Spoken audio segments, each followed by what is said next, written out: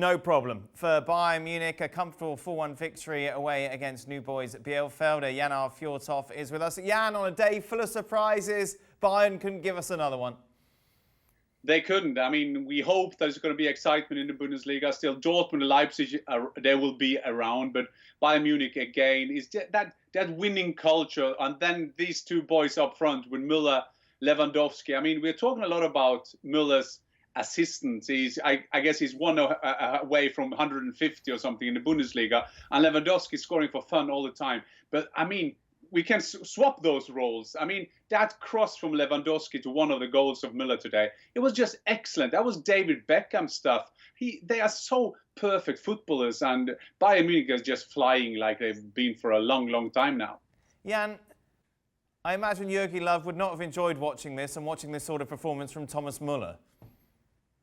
Well, and if you see the German national team at the moment, it's so boring. I mean, thank God there are no supporters in the stadium, because they would be bored to death. And can you imagine that they got a defense who is terrible and they can't organize it? And you can even make a case with Mats Hummels going in there to organize them. But Thomas Muller, he's one of the best players in the world. And I know people saying now he's not because this and that. No, just because he doesn't look like a superstar, it makes him still a superstar. And Joachim Löw, stay with his principle. Just keep going with your principle, Joachim Löw, because you will be fired in the summer. If you survive before the Euro coming up, I'll be happy for you, because this is so boring. And if you don't take the best players, one of the best players in the world, in there, you need to be blamed. Jan, is that an opinion that's shared by most Germans?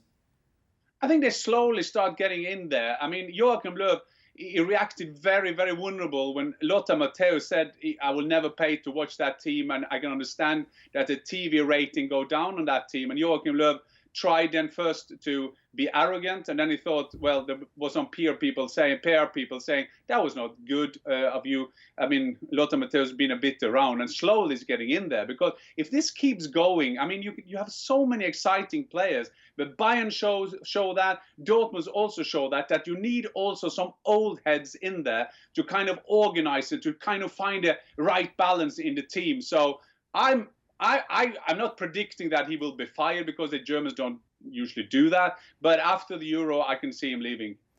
Meanwhile, not as comfortable, the victory for Borussia Dortmund away against Hoffenheim. Just a one goal in the end, coming in the second half. Haaland with a lovely assist to set it up. But this is the sort of game where if Borussia Dortmund are going to challenge Bayern, they need to put in these sort of performances and get in these sort of results.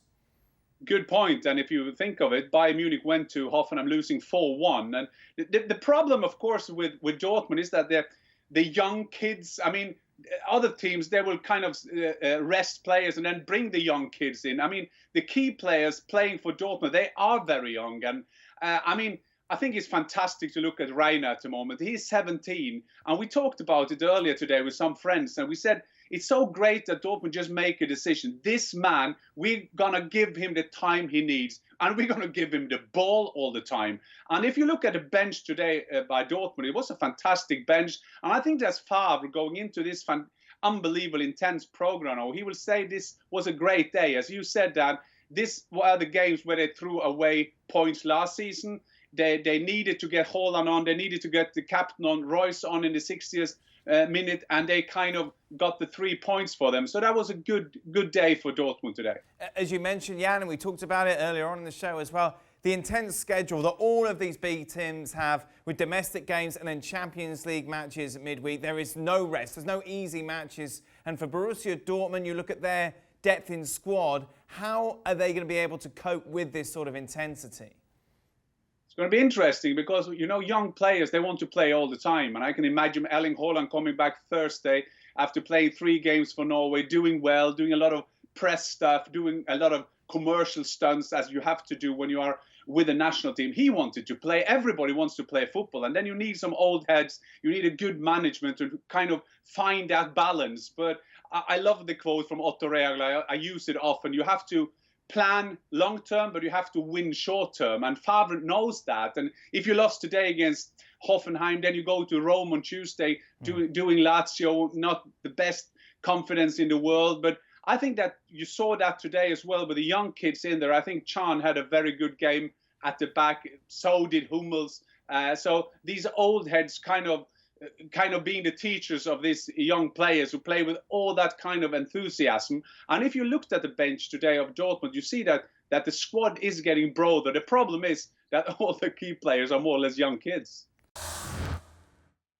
Well, thank you very much for watching ESPN on YouTube. For more sports highlights and analysis, be sure to download the ESPN app. And for live streaming, premium content, and let's not forget as well, ESPN FC 7 days a week. Subscribe to ESPN+.